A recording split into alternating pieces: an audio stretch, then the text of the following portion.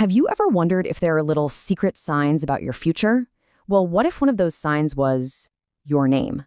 There's this claim going viral online that says exactly that, and today we're going to unpack it. So could the very first letter of your name actually predict your love life? I know, it sounds pretty out there, but it's an idea that's really catching on, and it all comes from one particular place. Let's dive in. Okay, so this whole thing started with a super popular YouTube video, and the claim it makes is really specific. It says it can predict your chances of getting married during the Islamic month of Shaban, based only on your initial. We're going to break down exactly what this video says. So how does it work? Well, the basic idea is that it links the first letter of your name to what's going to happen with your love life, but only during this one specific month. It seems to be a mix of numerology and some spiritual interpretation to back up its claims. Okay, before we get any further, let's get some quick context. What is Shaban? Well, it's the 8th month in the Islamic calendar, and it happens right before Ramadan. The key thing to remember here is that every single prediction we're about to talk about is only for this month. All right, let's get to the good stuff. The video kicks things off by pointing out 8 specific letters. Letters that are supposedly just buzzing with positive marriage energy during Shaban. So who are the lucky ones? Okay, first up on the lucky list. If your name starts with a D, the video says you've got this really strong energy for a love marriage.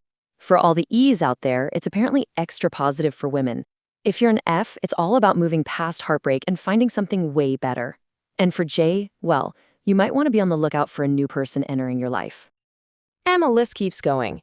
For Q, the prediction points to a really positive and prosperous arranged marriage. W is all about finally making a decision and shaking off that indecisiveness. Y suggests a partnership that's super balanced and good for both people. And hey, if your name starts with Z, the video claims marriage could bring you both love and money. Not bad, right? But wait, there's more. The video doesn't just stick to general predictions. It actually gets even more specific and has some guidance for people who might be looking for a second marriage. So for anyone in that situation, the video highlights 3 letters in particular, L, R, and T. These 3 are said to have this really positive vibe for anyone hoping to start a new chapter in their life. Okay, so far it's been pretty positive, right? But it's not all smooth sailing. The video then introduces a twist, another group of letters that are apparently going to face some pretty big obstacles on the road to marriage. So you can really see the 2 sides of the coin here. You've got that first group, the lucky 8 we just talked about, but then on the flip side, there's this whole other list of letters, A, B, H, I, N, O, P, S, and U. And for them, the path is supposedly blocked. So you're probably wondering what's causing all these problems. Well, according to the video, it could be a few things. Maybe some general negativity, something they call the evil eye, or even just your own indecisiveness getting in the way. But here's the thing, the video doesn't just point out the problems and leave you there. No, it actually offers up a solution, a specific spiritual practice that's supposed to help you clear those roadblocks.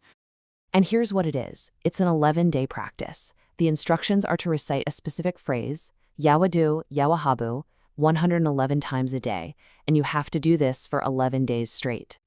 So what's the logic behind this? Well, there's a quote in the video from their expert that really explains it. It says, "Through prayers and remembrance, one can receive more than what is destined and sooner than its time." So the idea here is pretty powerful. It's that you can actually take action to change your own destiny. And you know, all of this brings up a bigger question.